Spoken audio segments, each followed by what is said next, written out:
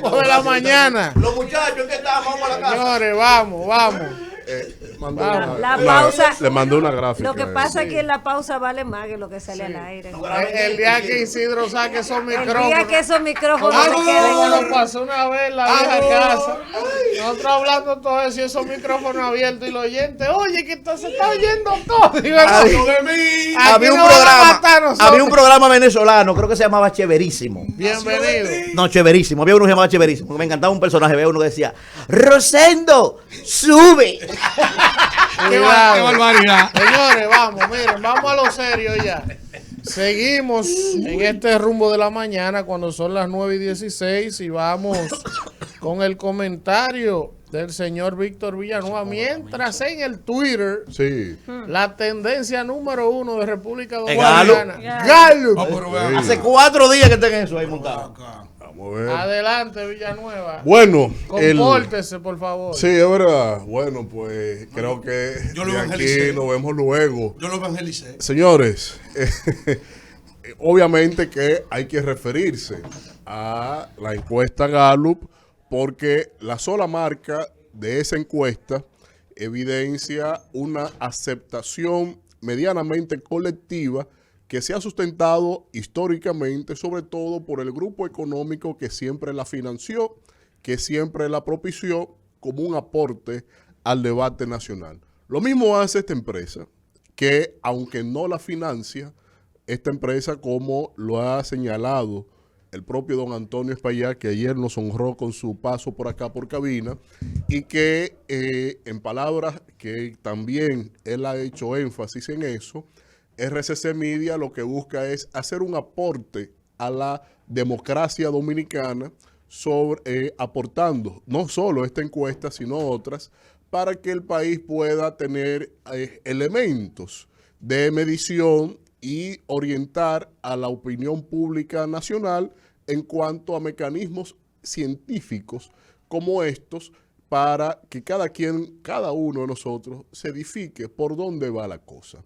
Pero hacer democracia implica consenso, y en el consenso se logra sobre la base de un disenso previo, y en el disenso que me corresponde como ser miembro de la dirección central de un partido de oposición como es el principal partido de la oposición, la Fuerza del Pueblo, obviamente que desde acá tengo algunas ponderaciones. Y estas ponderaciones tengo que partir desde el propio diseño de lo que significa haber elaborado ese cuestionario que se marca a los encuestados y que generan algunas inquietudes que yo no voy a ahondar hasta el final de mi comentario en elementos subjetivos. Lo primero es que llama la curiosidad cómo es que usted toma una muestra acorde a lo que la propia pregunta número 28 de la encuesta, cómo es que usted toma una muestra sobre la base del 77% de lo que dijeron que votaron por el PRM. Eso es un elemento ahí que reconocieron que votaron en el 2020. Una muestra de un 100% de lo que votaron en el 2020, pero que votaron el 77% de esos, votaron por el PRM. Se quiso hacer una medición de un estado situacional del PRM, del voto del PRM.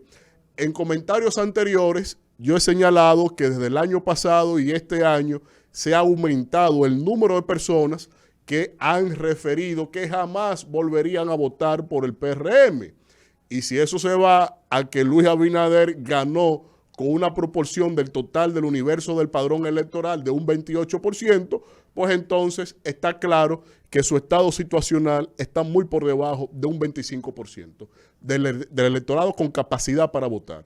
Por lo tanto, eso es una primera premisa. La segunda es que yo siempre he recordado en las planificaciones estratégicas de campaña, lo tengo bastante fresco, cómo se mide inclusive en qué momento hacer la medición, en qué momento llevar hacia el terreno del campo al levantamiento de los datos, porque el estado situacional del país de alguna manera incide y gravita en lo que es, permea en lo que es la muestra que se levanta desde los encuestados. Y en este caso es curioso que hayan tomado, por ejemplo, ustedes no miden en diciembre, Navidad genera una falsa sensación, doble sueldo, ese tipo de cosas. Y haber medido en plena Semana Santa, donde todo el mundo tiene un enfoque de desahogo, de estado de bienestar y todo eso, yo creo que ya eso le pone asterisco al criterio con el cual se hizo esa medición de campo, porque se debió haber hecho o una semana antes de la Semana Santa o justamente midiendo en esta semana, una semana a posterior, que también le hubiese ido con el mismo efecto, porque la gente debe estar más relajada, más cansada y reconectando con los temas del día a día de la opinión pública nacional. Y ni agregar que en esa semana justamente fue la semana en donde se enarboló o se sentenció las medidas de coerción a los imputados de la operación Calamar, que de alguna manera también la misma encuesta refleja que se le endosa en favorabilidad a este gobierno, y eso obviamente que llama mucho a la atención. Pero en el contexto político llama más a la atención también el hecho de que la ciudadanía tenga el siguiente panorama. Yo realmente he quedado bastante impresionado con la creatividad de haber logrado y haber ponderado, porque la ponderación es un método que también se utiliza en los procesos electorales, pero me llama mucho la atención que el 68.9% de los encuestados considera a la inflación como el primer tormento de este país. El 64% desaprueba al gobierno completo. El 63% dice que la economía está mala. El 57% dice que el país va por mal camino. El 54% dice que esto ha estado estancado o en decadencia, pero más sin embargo, un 62% aprueba la gestión. Ahí yo no sé cómo, desde el punto de vista hasta filosófico, cómo se puede plantear semejante premisa. Porque si usted está sobre la base de un universo de un 100%, y ese 100%, o la cosa está buena, o relativamente buena, o mala, o muy mala. Y usted le atribuye, según el levantamiento, el 100% a esa muestra. Pero ¿cómo usted puede tener un 62% rechazándole, un 64% rechazándole la calidad de su gestión y un 62% aprobándola? Eso yo creo que el señor Acevedo tiene que, aunque sea un gran maestro de las estadísticas, creo que la deontología debe de volver a morar en él, porque eso yo creo que no hay forma de entenderlo, de justificarlo y de saber que eso es así. Ahora, la calidad de la gestión de la administración, yo creo que tampoco pudieron ocultarlo mucho. Porque cuando usted tiene lo que es un rechazo a su gestión de un 64% y que el presidente, ustedes lo colocan con un 48% de intención de voto, yo quiero que alguien me explique lo siguiente. ¿Cómo es que para un escenario de segunda vuelta usted me va a medir a 3 opciones? Yo quiero que alguien me explique esa lógica. ¿Cómo usted me va a medir 3 opciones en un escenario de segunda vuelta donde la propia ley dice califican 2, los 2 más votados? O usted me mezcla a A con B, a B con C, a C con A y así sucesivamente. Porque es la única manera de usted generar verdaderas proyecciones. O cómo también se puede explicar estadísticamente que en este país el histórico de comportamiento del electorado es que por lo menos un 18 o 21% de la población a un año de las elecciones se mantiene como indeciso a lo largo del proceso porque es un voto crítico que va evaluando propuestas, situaciones, coyunturas y a la vez hasta ponderar si va a dar un voto útil porque no quiere desperdiciar su tiempo a alguien que va a perder. ¿Cómo es que si el histórico anda entre 18 y 21% en todas las elecciones del país, cómo es que usted tiene a esta altura en su medición un 6% que está indeciso? Es decir, aquí está todo el mundo decidido. Pero si usted evalúa que aquí todo el mundo está decidido en función al desempeño del gobierno, entonces. Y no como que a esta altura usted me va a decir que el electorado aquí no hay nada que buscar. Por eso yo creo, algo que señala el presidente Leonel Fernández el día de ayer en Santiago Los Caballeros.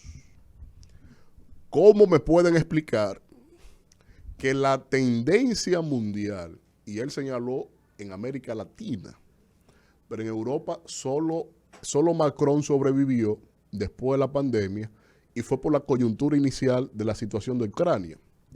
Pero como en América Latina, señala Leonel Fernández, que antes, que solo con Venezuela y Nicaragua, todas las elecciones, 17 elecciones, 15 de 17, menos esos dos casos, han perdido el poder. ¿Y cuál es el fenómeno de Luis Abinader para él estar ganando las elecciones en primera vuelta?